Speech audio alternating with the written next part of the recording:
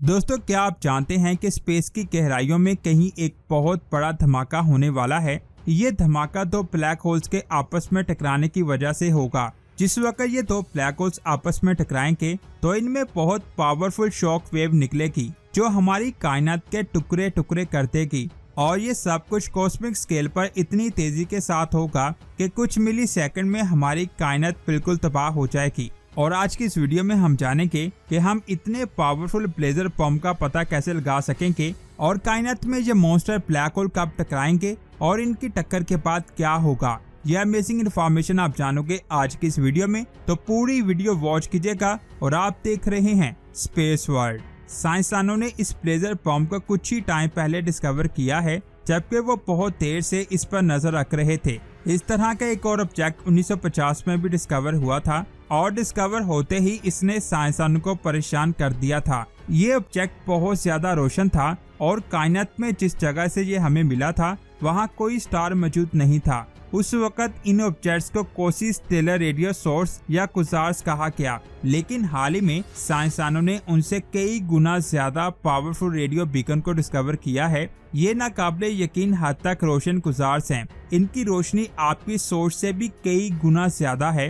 Telescope ने इन कुजार्स में बहुत खतरनाक एक्सरेस और कैमरेस को भी देखा है। साइंसदानों ने पहले ये समझा कि वो सुपर मैसिव ब्लैक होल के साथ गैलेक्टिक न्यूक्लियाई को देख रहे हैं जो ब्लैक होल के पास जाने वाली हर चीज को अपने अंदर खींच रहे हैं, और ये ऐसा पहली बार हुआ है। और दोस्तों, क्या आप जानते हैं कि हम कुजार्स को दो तरह से देख सकते हैं। हम ज्यादातर कुजार्स को सिर्फ और सिर्फ एक साइड से ही देख सकते हैं, जिसकी वजह से हम इनकी बहुत गर्म एक्रेशन डिस्क से निकलने वाली रेडियो वेव्स के अलावा कुछ भी देख नहीं पाते। और जिन रेडियो वेव्स को हम कैप्चर कर पाते हैं वो बहुत ज्यादा वीक होती हैं। और इसी के साथ कुछ कुजार्स को देखकर ऐसा लगता है कि ब्लैक होल का पोल बिल्कुल हमारे ऊपर है और इनके अंदर से निकलने वाली बहुत पावरफुल एक्सरेस और कैमरेस बिल्कुल हमारे ऊपर पड़ रही हैं। इन कुजार्स को ब्लेजर कहा जाता है। इनमें से अगर एक भी कुजार हमारी मिल्की वे गैलेक्सी में फट जाए तो इससे निकलने वाली रे से हमारी स्क्रीन पर मौजूद ओजोन लेयर बिल्कुल तबाह हो जाएगी।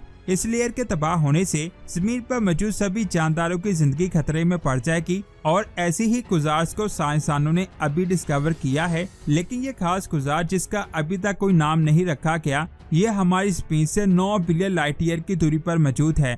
और साइंसदान इसको पिछले 30 सालों से स्टडी कर रहे हैं। 30 सालों की स्टडी करने के बाद भी साइंसदान इसमें किसी भी तरह के खतरे को डिटेक्ट नहीं कर पाए। लेकिन 2021 में साइंसदानों ने ये महसूस किया कि वो जिस चीज को सालों से देख रहे हैं वो तो बहुत जल्द फटने वाली है। दोस्तों, यहाँ पर सबसे पहले समझने वाली बात ये है कि इन ब्लेजर को कौन सी चीज इन जैसे बाकी सारे ऑब्जेक्ट से मुख्तलिफ करती है। दूसरे सारे ब्लेजर्स अनस्टेबल होते हैं क्योंकि उनके ब्लैक होल्स मैटर को अनइक्वल अमाउंट में अपने अंदर खींच लेते हैं, जिसकी वजह से ये बगैर किसी तरतीब के बहुत तेजी के साथ किसी भी तरफ फैल जाते हैं। लेकिन 9 अरब लाइट ईयर दूर मौजूद इन ब्लेजर से निकलने वाली लाइट हर 2 साल बाद नजर आती है। ऐसा लगता है कि कोई चीज है जिसकी वजह से हर 2 साल बाद इसकी रोशनी हमें नजर आती है, क्योंकि कायनात में सिर्फ पुल्सार्स के ही इस तरह के साइकिल होते हैं और इनके साइकिल्स को सेकंड्स के फ्रैक्शन में मेजर किया जाता है। और उनका ये साइकिल छोटे छोटे न्यूट्रॉन स्टार की वजह से होता है,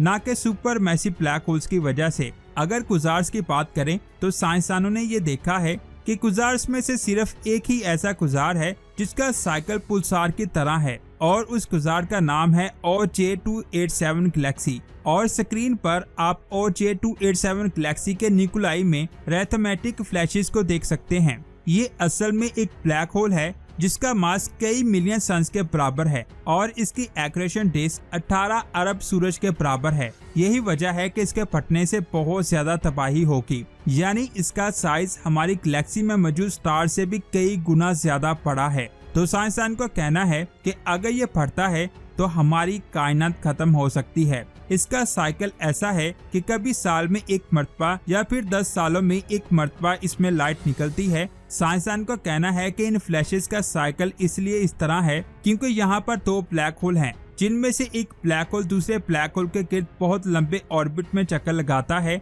और अब तक जितने भी कुजार डिस्कवर हुए हैं उनमें पहली बार हमने किसी कुजार में एक साथ 2 ब्लैक होल को देखा है। पहले साइंसदानों ने ये समझा कि जो ब्लेजर कायनात में फटेगा वो कोई और है, लेकिन फिर वो एग्रेशन डिस्क की कोलिजन की बैनिलर टिकिंग को एक्सप्लेन करने में फेल हो गए, जिसकी वजह से वो ये नहीं जान सके कि आखिर इस ब्लेजर में क्या हो रहा है। साइंसदानों ने इसको बहुत टाइम तक स्टडी किया, जिसके बाद एक हैरानकुन थ्योरी हमारे सामने आई। वो थ्योरी इस तरह है, आप इमेजिन करें कि आपके सामने एक लैंप चल रहा है जिसकी रोशनी बहुत तेज है और वो लैंप एक जगह पर रुका हुआ नहीं है, बल्कि वो आगे पीछे हरकत भी कर रहा है। जिस वक्त वो लैंप आपके बिल्कुल सामने आता है और उससे निकलने वाली बीम्स आपकी आंखों में पड़ती है तो आपको कुछ भी नजर नहीं आता। जैसे ही लैंप आपकी आंखों के सामने से हट जाता है तो आप ना किसी तरह का कोई दर्द महसूस करते हैं और आपकी नजर भी वापस ठीक हो जाती है। इस ब्लेजर के रोशन होने का अमल भी बिल्कुल इसी तरह का है,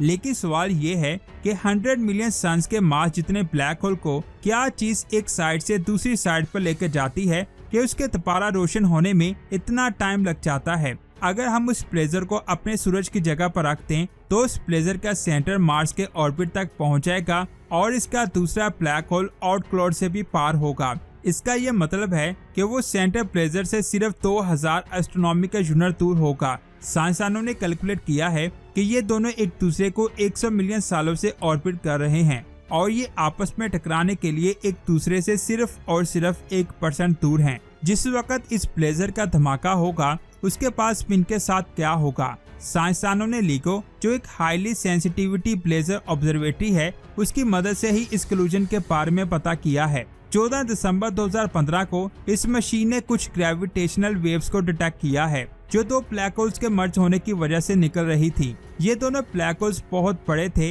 इनमें से हर एक का मास 30 सन्स के बराबर था और जब ये दोनों आपस में मर्ज हुए तो 3 सन्स के मास जितनी ग्रेविटेशनल शॉक वेव्स इनमें से रिलीज हुई और ये लाइट की स्पीड से स्पिन की तरफ आई, लेकिन हमें कुछ भी महसूस नहीं हुआ क्योंकि वो धमाका बहुत कमजोर था। लेकिन इस बार ब्लेजर पंप के कोलिजन से बहुत स्ट्रॉन्ग शॉक वेव निकलेगी। इसका असर हमारे सूरज पर भी होगा और हमारे सूरज का अमल कुछ वक्त के लिए रुक जाएगा, या फिर ये भी हो सकता है कि ये एटम्स के बॉन्ड्स को तोड़ दे जिससे हमारी स्पिन टुकड़े टुकड़े हो जाएगी, या ये भी हो सकता है कि स्पेस में धमाका हो और स्पिन पर किसी को भी कुछ भी पता ना चले। हर चीज अपनी अपनी जगह पर स्टेबल रहेगी।